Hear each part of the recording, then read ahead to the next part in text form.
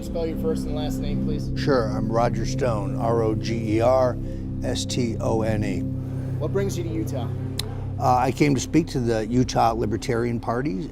They are having a showing of the Netflix documentary, Get Me, Roger Stone, a book signing for my book, The Making of the President 2016. And I supported Gary Johnson, of course, for president in 2012. I have many friends in the Utah Libertarian Party, and although I am a Republican by party, I'm a libertarian by philosophy. I've seen the movie. I liked the movie. What did you think? Did you see it? Well, look, you got Dan Rather and Jeff Toobin from CNN and Jane Mayer from the Wall Street Journal in there savaging me, but overall, I thought it was fairly balanced. My view, the only thing worse than being talked about is not being talked about. Thank you very much. I thought that was incredibly too long. Look, even though folks like Dan Rather and Jeff Toobin from CNN, Jane Mayer get to take their shots at me, it was, I think, a relatively balanced and fair depiction of the first half of my career. People said to me, a reporter today said to me, well, you've had an illustrious career. I said, no, I'm having an illustrious career. I'm nowhere near finished yet. You've had an illustrious career. What, in your opinion, is your greatest achievement in the political realm? I haven't had an illustrious political career. I'm still having one. I'm not even close to finished yet, and I'm already thinking about 2020. In terms of the accomplishments of which I'm proudest, I guess it would be my role in the election of Ronald Reagan, who I worked for in 1976, 1980, and 1984. And I really thought that would be the high watermark, the greatest political opportunity you could have until I got involved with Donald Trump. Make America great again. That's the theme. Now, I started trying to convince him to run for president in 1988. I tried again in 2000. I tried again in 2012 when he really did come very close to challenging Mitt Romney.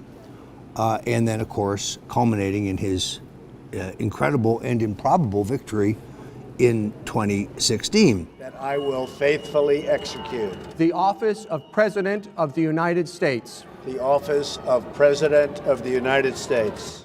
Whether he can be successful as an outsider who is trying to break up the two-party duopoly, the elite of the Republicans and Democrats who have worked together to destroy this country, because no one party could have gotten us to this place by themselves. They had to do it together. The Bushes and the Clintons are indistinguishable. They're exactly the same. They have the same policies: endless war, erosion of our civil liberties, massive debt and spending and borrowing, trade deals that suck the jobs out of America, immigration policies that leave our streets and neighborhoods unsafe, and a stagnant economy that could be vibrant and robust with a better tax policy. So it's a tall order. Trump is an outsider surrounded by hyenas, some right there in his own White House. It's a course that is fraught with peril going forward, in a certain sense, given his Supreme Court Justice nominee, who was easily confirmed, the record stock market, the slashing of regulations at all levels, which isn't that apparent to the eye, but is clearly having a positive effect on the economy. He's headed in the right direction. If, however, he gets talked into sending 50,000 troops to Afghanistan, which was recommended to him this week and he rejected, or 150,000 troops to Syria, which he rejected 2 months ago, if he becomes a clone of the Bushes and the Clintons, he will have failed. It remains to be seen. You mentioned hyenas. Yes.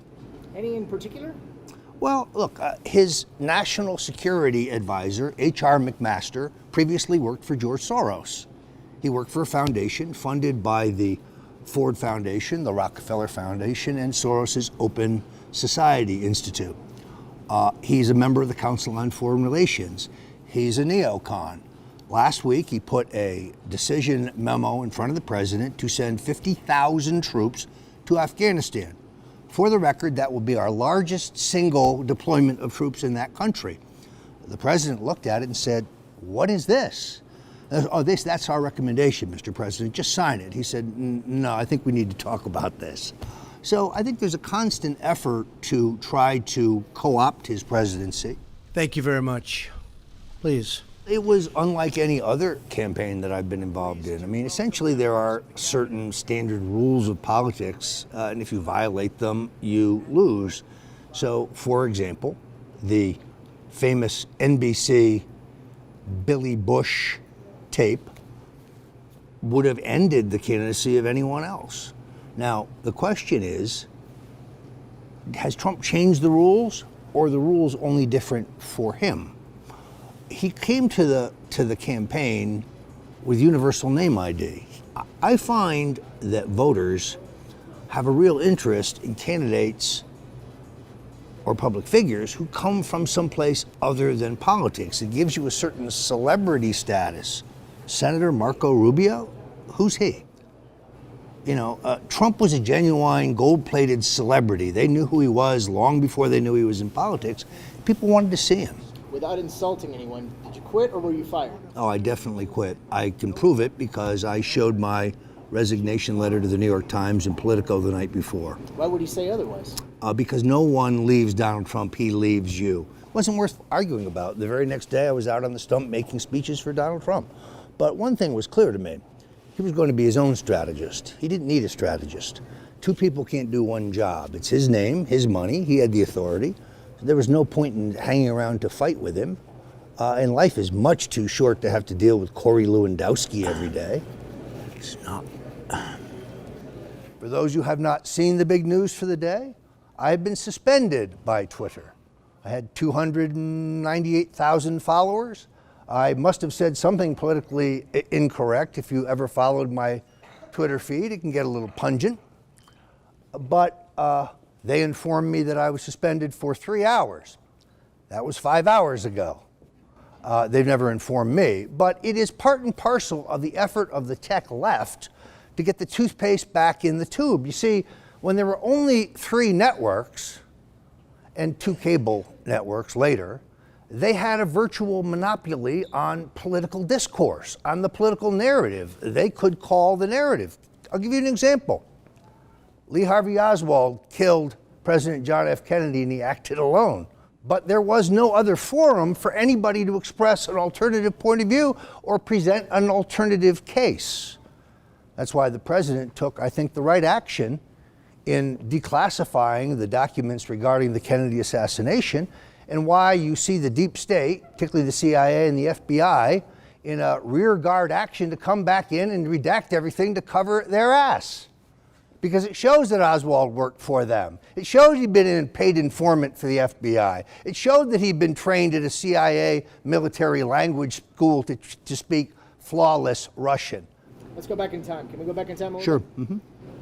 What was it like working for Nixon? I didn't really get to know him until his post-presidential years. When I was elected young Republican national chairman in 1977, he invited me out to San Clemente for what was supposed to be a 30-minute, meet and greet. We spoke for 4 hours and he invited me to stay for dinner. We just hit it off.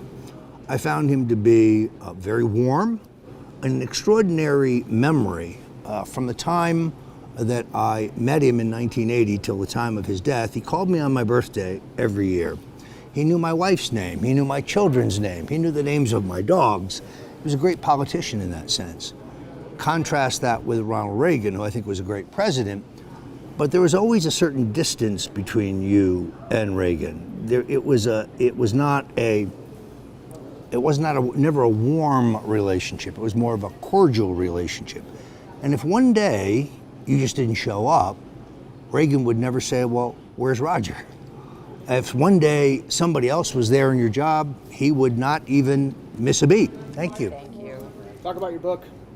The Making of the President 2016, How Donald Trump Orchestrated an American Revolution. It's the definitive book of how Trump pulled off the political upset of the century. And we go through the campaign beginning to end, through the primaries, through the convention, through the final face-off with Hillary Clinton, the debates, and so on. I knocked it out between the convention and election day and kind of finished it in January and got it out the door. It's done very well. If you want to understand how how Trump pulled off the most improbable victory in American political history. I think this book tells you. Thank you. sir. Thank you. What do you think America needs? I think that we need policies that put America first. If that sounds nativist, it's not meant to, but for too many years, we have joined international coalitions, we have entered into international trade deals where America got the short end of the stick. I think we need to put American jobs, America's economy, America's future first. I think that's what the election of Trump is all about. You think he's doing a good job? I think he's doing a good job. I think given how much opposition he's had among the elite leadership of both parties and nearly monolithic mainstream media opposition, he's doing amazing. What's next for you? I am working on something called the United States Cannabis Coalition to protect the access of Americans to legalized marijuana in the 29 states where it's legal. I am helping a couple congressional candidates, and I'm writing another book. This book is called Stone's Rules. It's my standard rules of politics, the things that I have learned in 40 years in this business. All right, thank you very much.